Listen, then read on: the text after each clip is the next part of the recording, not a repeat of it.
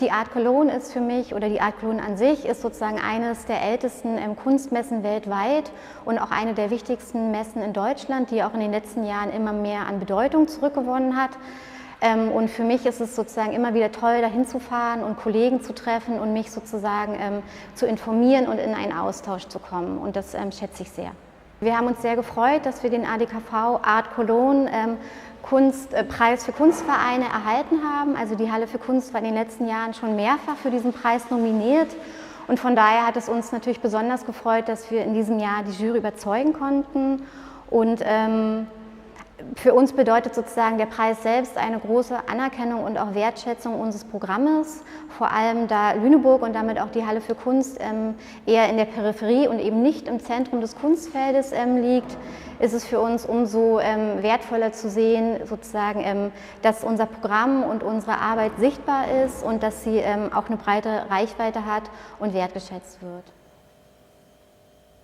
Die Frage, was ein Kunstverein ist, ist meines Erachtens nicht so pauschal zu beantworten, weil ich denke, dass es auf den Kontext ankommt, also auf die institutionellen Strukturen, auf die finanziellen Möglichkeiten, auf die Größe des Raumes und auch auf den Kontext, also auf den Ort. Weil ich denke, ein Kunstverein ist nicht gleich ein Kunstverein. Also ich denke, größere Kunstvereine sind manchmal eher mit Kunsthallen zu vergleichen als mit kleineren Kunstvereinen. Und für mich ist ein Kunstverein vor allem ein kleiner Kunstverein wie die Halle für Kunst eben bietet die Möglichkeit und das Potenzial, ein diskursives und auch sprödes und auch experimentelles Programm zu machen und eben auch unterschiedliche Formate zu erproben. Also aus meiner Perspektive ist es eine Art hybrider Möglichkeitsraum. Und Kunstvereine sind natürlich auch Orte zum Austausch und zur Kommunikation. Und das Interessante sozusagen am Modell des Kunstvereins ist meines Erachtens, dass man für ein Publikum programmiert, was eben nicht nur ein breites Kunstpublikum ist, sondern eben auch die eigenen Mitglieder oder ein lokales Publikum. Und das funktioniert wie eine Art Echoraum. Und gerade wie hier in der Peripherie, also in Lüneburg, ist es oftmals auch mit einem Spagat verbunden, weil man einerseits eben auf die Bedürfnisse des lokalen Publikums eingeht und auf die auf die Bedingungen vor Ort und gleichzeitig aber eben auch versucht, sozusagen das Programm an den internationalen Kunstdiskurs anschlussfähig zu halten. Die Halle für Kunst in Lüneburg ist 1995 gegründet worden, und zwar von Heike Munder. Die ist heute Direktorin des Mikromuseums für Gegenwartskunst in Zürich, und Bernd Müller, der Geschäftsführer der Kunststiftung Baden-Württemberg ist. Und beide waren damals Studierende der Kulturwissenschaften hier an der Leuphana-Universität in Lüneburg. Und der erste Ort der Halle für Kunst war in einer WG eines großen Lagerraumes. Also es gab sozusagen innerhalb dieser großen Wohnung eine 100 Quadratmeter große Fläche, die die beiden, also Bernd Müller und Heike Munder, quasi besetzt haben und auch renoviert haben, um dort Ausstellungen und Veranstaltungen zu realisieren, aber auch Feste zu feiern. Und gleichzeitig hat man sich auch immer parallel Orte gesucht. Also zum Beispiel gab es einen Raum in der Nähe, es war ein Nebenraum von der Bar, der Titel oder der Name der Bar war der Friseur. Und dort hat man Ausstellungen gemacht, oder man hat auch 2 Reisen gemacht zur Documenta mit einem Bus als eine Art künstlerisches Projekt. Und nach dieser Zeit ist dann die Halle für Kunst 1998 in die Feldstraße gezogen. Das waren alte Räumlichkeiten einer alten Bäckerei. Und seit 2003 sind wir hier ansässig. Das ist eine alte Maschinenfabrik, die sich in der Innenstadt von Lüneburg befindet. Der Schwerpunkt unseres Programmes liegt in der Auseinandersetzung mit künstlerischen Fragestellungen und kunsttheoretischen Diskursen, die sich oftmals in thematischen Gruppenausstellungen widerspiegeln.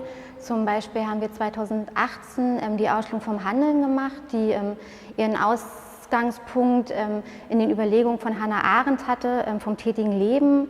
Und in der Ausstellung ging es um die Ambivalenz zwischen Engagement und Ästhetischem. Und ein weiteres Beispiel wäre etwa eine 3-teilige Ausstellungsreihe mit dem Titel Fantasie, Gebärden und Ausdruck und Authentizität, das authentisch-unauthentische, die 2016, 2017 stattfand. Und in dieser Reihe haben wir uns diesen Begriffen angenähert, um sie jenseits von einem klischeehaften Verständnis für zeitliche Kunst nutzbar zu machen. Und diese Ausstellungen entstehen sozusagen in einem kreisenden Nachdenken und bauen aufeinander auf, also in einer Art Prozess. Es ist ein Dafür und Dagegen und ein sich annähern.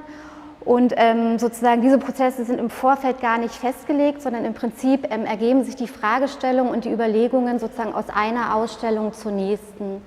Und ich denke, der Ausgangspunkt dieser Ausstellung liegt eigentlich in einer gewissen Leidenschaft übers Nachdenken, über Phänomene und auch Zusammenhänge.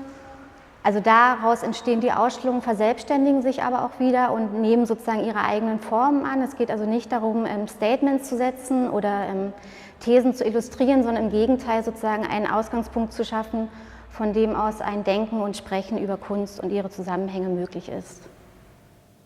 Die aktuell größte Herausforderung für die Halle für Kunst ist der Umstand, dass wir zum nächsten Jahr, also zur Mitte nächsten Jahres sozusagen die Räumlichkeiten, in denen wir hier seit 17 Jahren sind, verlassen müssen.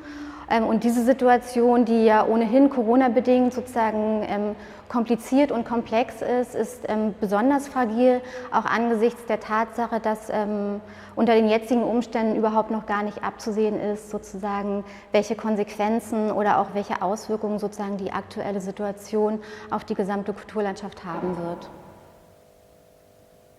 Aktuell zeigen wir hier die Ausstellung Wagnis der Öffentlichkeit, in denen wir Arbeiten zeigen von Juliet Bleitman, Barbara Blum, Sophia Duchovny, Jana Euler, Bernadette von Huy und Annette Wehrmann. Und diese Ausstellung ist eine Fortführung der Ausstellung vom Handeln, die wir 2018 realisiert haben.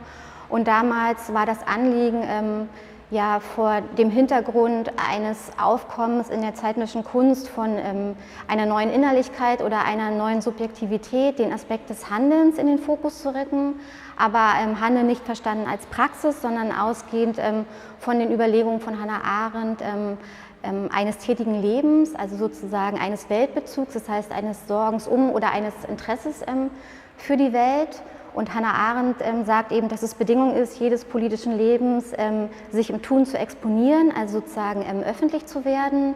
Denn es ist notwendig, sozusagen sein Leben und seine Person mit in das Wagnis der Öffentlichkeit zu nehmen, um den anderen zu erreichen.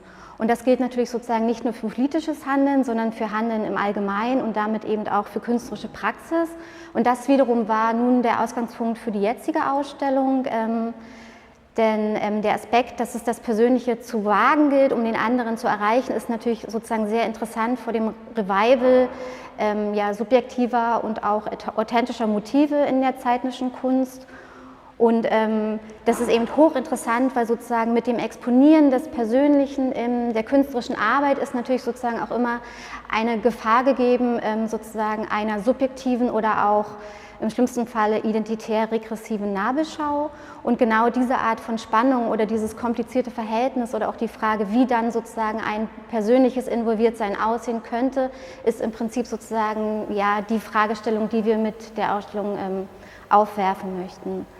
Was uns aber auch interessiert, ist der Faden, der eben davon ausgehend weitergesponnen werden könnte, denn das persönliche Involviertsein, um den anderen zu erreichen, bedeutet eben auch oder stellt eben auch eine Bedingung von Gemeinschaft dar. Das heißt, es geht sozusagen auch um Fragen der Solidarität und ja, des Miteinander Umgehens.